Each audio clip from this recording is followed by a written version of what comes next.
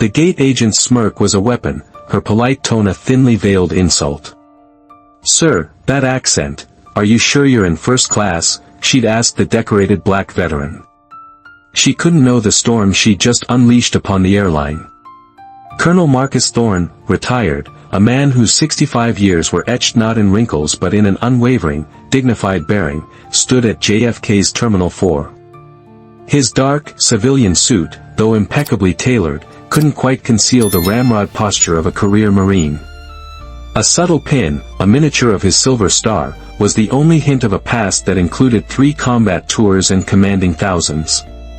He was en route to a critical medical conference in San Francisco, traveling on behalf of the Thorne Veterans Initiative, a multi-million-dollar foundation he'd established to provide advanced medical care and support for disabled veterans, a lifeline for those the system often forgot. His leather briefcase, worn at the edges, held not corporate reports, but patient files and logistical plans for evacuating a wounded soldier from a remote conflict zone later that week. He triple-checked his first-class ticket, seat 3B, confirmed via his foundation's corporate travel portal. He valued punctuality and order, habits ingrained from decades where lives depended on precision.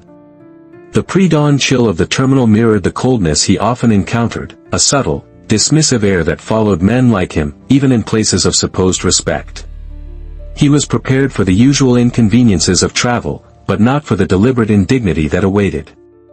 As Colonel Thorne approached the first-class check-in, the agent, Tanya, a blonde woman in her late 30s with a name tag displaying a small Air Force Reserve emblem, offered a saccharine smile that didn't reach her eyes. "Mornin', honey. That's quite a drawl you got there," she chirped, her voice laced with a patronizing sweetness.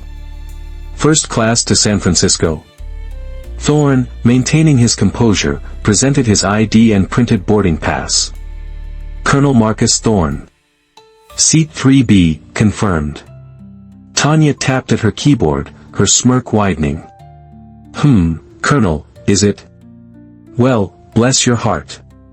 System's showin' a little hiccup here." She tilted her screen away. "Looks like there's been a seat adjustment. You're in 42C now. That's main cabin, sweetie." Thorne's eyes, the color of worn leather, remained steady. "My confirmation is for 3B. I require that seat for medical reasons related to a service injury." This was a partial truth. While he preferred the space, the core issue was the principle. Tanya shrugged, her feigned sympathy barely masking her condescension. "Oh, these computers, always gettin' things mixed up. Maybe it flagged something. Are you absolutely sure you booked first class, sir? Sometimes folks get confused." The "sir" was an insult, wrapped in false deference. She then loudly greeted a white man in a stained t-shirt, "Mr. Henderson, right this way to first class, sir," waving him through without a second glance at his crumpled boarding pass. The disparity was blatant, a clear message of who belonged and who didn't in her eyes, regardless of rank or service record. Colonel Thorne calmly requested a supervisor. Tanya rolled her eyes, muttering into her radio with theatrical reluctance. Minutes stretched, the line behind him growing restless. He heard a frustrated sigh. Some people just love to cause trouble for a uniform. The irony wasn't lost on him. His own distinguished uniform had earned him respect, yet here, his civilian attire and accent invited scorn. Grant, a surly man whose badge also indicated prior service, Army, by the insignia, eventually ambled over. He didn't make eye contact. "System override, Colonel. No error. Seat 42C. Gate agent's decision is final on reassignments due to operational needs." He recited it like a script, devoid of empathy. "We can't have you holding up the boarding process for other passengers." From the corner of his eye, Thorne noticed 2 other gate agents, a young redhead named Megan and an older man, whispering and glancing his way, stifled laughs punctuating their hushed conversation. "Doesn't look like officer material, does he?" one of them murmured, loud enough to carry. The comment, sharp and dismissive, was another small cut. They saw his skin, heard his accent, and discounted his decades of decorated service, the very sacrifices he'd made now grounds for their casual contempt. He watched as another passenger, a young white man in athletic wear, argued loudly about his baggage allowance. Tanya and Grant rushed to appease him, their tones solicitous, offering waivers and apologies. The contrast in treatment was stark, a blatant display of selective courtesy. Thorne remained a statue of quiet dignity, his mind already shifting from seeking resolution to meticulously documenting every slight, every dismissive glance, every breach of protocol. This was no longer about a seat, it was about an entrenched attitude, a systemic disregard he knew all too well. His internal clock was ticking, calculating the cost of this airline's institutional arrogance and the disrespect shown to a veteran. The situation deteriorated further. Thorne, while waiting with stoic patience, noticed Megan discreetly snap a photo of him with her phone.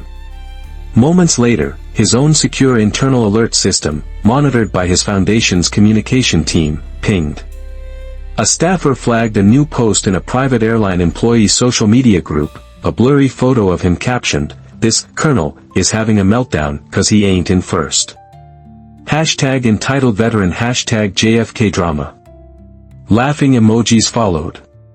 The mockery was now digital and widespread among the staff. Ron, a supervisor whose polished shoes and insincere smile screamed middle management, finally approached. "Colonel Thorne," he began, his voice dripping with false concern, "I understand there's been a misunderstanding about your seating." He gestured vaguely. "We need to keep the boarding area clear. Perhaps you'd be more comfortable waiting over there." He indicated a public seating area far from the gate. "We can't have disturbances, especially not from someone claiming military status to demand upgrades." "I have caused no disturbance," Thorne stated, his voice low and steady, the quiet authority of a commander unmistakable.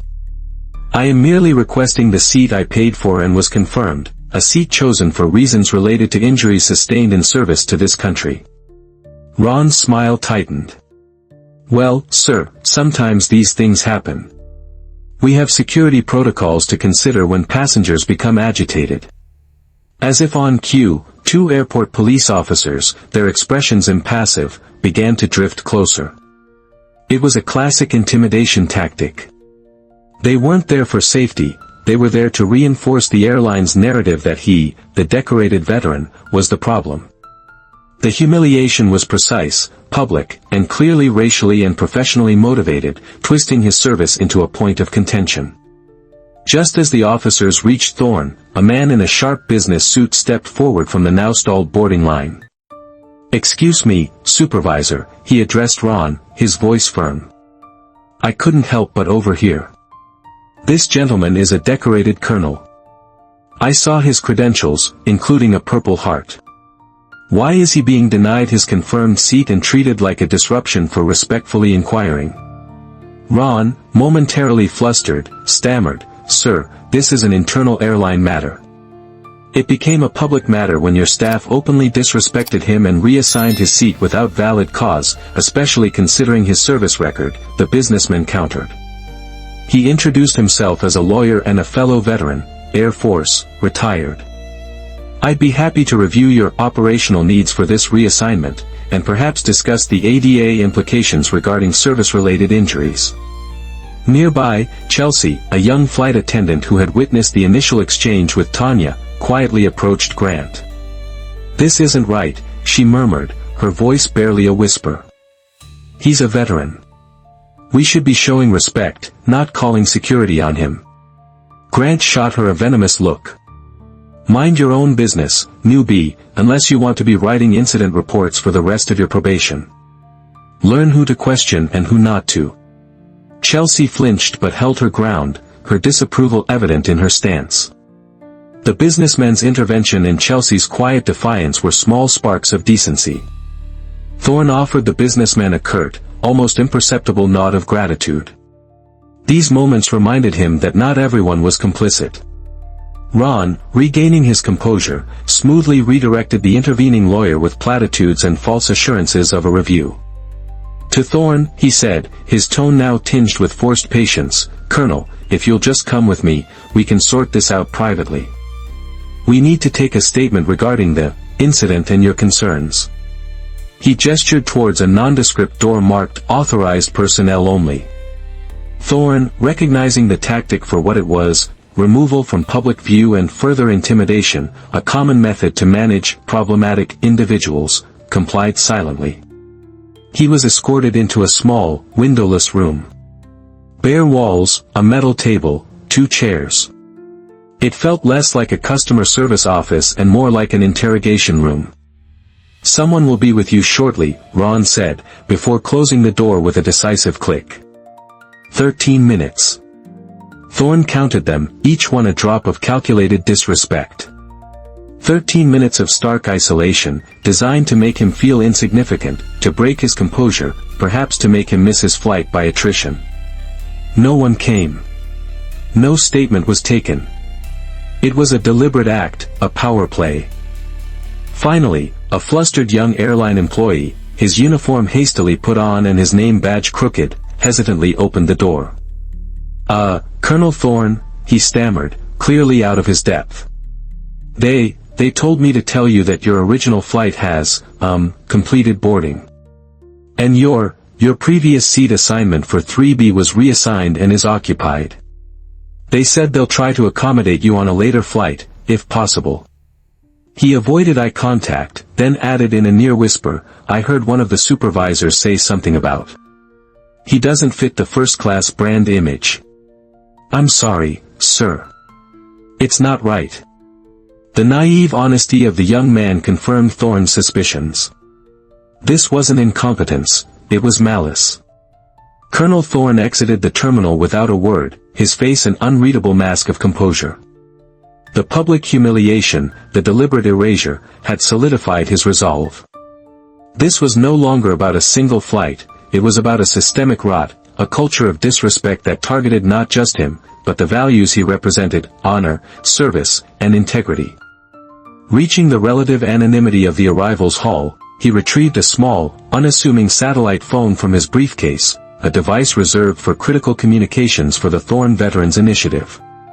This phone bypassed conventional networks, connecting directly to his foundation's Emergency Operations Center, a hub that coordinated global medical support for veterans.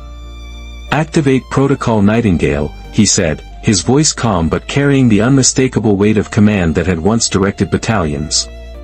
"All Thorne Initiative transport contracts, personnel accommodations, and preferred vendor agreements with Atlantic United Airlines and its subsidiaries are suspended, effective immediately. Reroute all current and pending medical evacuations and patient transfers through alternative carriers. Inform our legal team. No public statement. Just execute with precision." The order, delivered with quiet authority, set in motion a chain reaction designed to hit the airline where it would hurt most, its lucrative contracts with veteran support organizations and its carefully cultivated reputation within the military community. The Thorne Veterans Initiative wasn't just any client, it was a significant, high-profile partner, channeling millions in travel and logistical spending annually. Its network spanned dozens of military bases, VA hospitals, and specialized medical facilities globally. Losing their business, and the goodwill of the vast veteran community it represented, would be a catastrophic blow, far exceeding the cost of a first-class seat. He then made a second call to his personal wealth manager, initiating a review of his substantial personal and foundation investments in companies with ties to the airline's parent corporation. The gears of a quiet, methodical war had begun to turn. Within minutes, digital shockwaves rippled through Atlantic United Systems.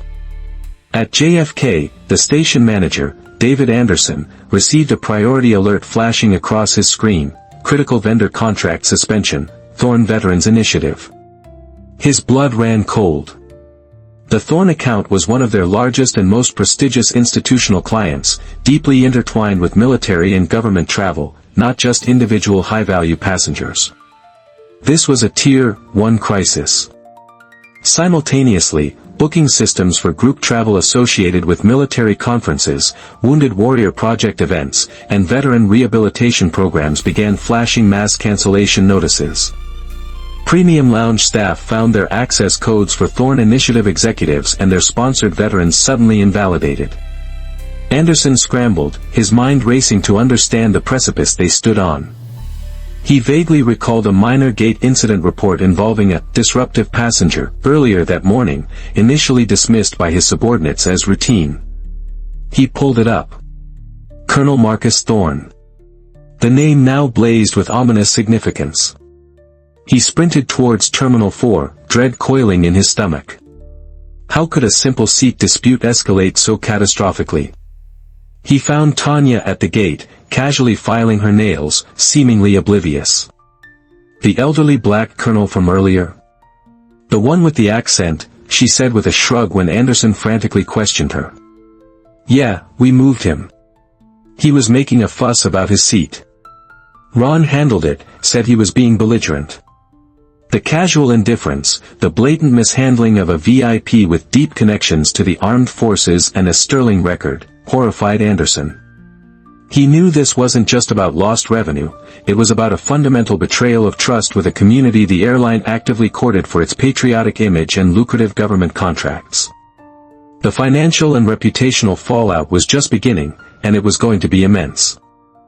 The news of Colonel Thorne's treatment and the Thorne Veterans Initiative's immediate suspension of all services with Atlantic United spread like wildfire through veteran networks and associated military support organizations. Within hours, other prominent veteran-focused charities and advocacy groups, many of whom partnered with or were inspired by Thorne's pioneering work, began issuing their own statements of grave concern and solidarity. If a decorated colonel, a man who has sacrificed so much, is treated with such blatant disrespect and discrimination, what hope do our enlisted men and women, our younger veterans, have when dealing with this airline? Read one influential Veterans Affairs blog post. Social media platforms buzzed with hashtags like #VetsDeserveRespect, #BoycottAtlanticUnited, and #JusticeForColonel Several high-ranking retired military officials, personal friends, and colleagues of Thorne who sat on various corporate and advisory boards, made discreet but firm calls to their contacts within Atlantic United's parent company and its major shareholders.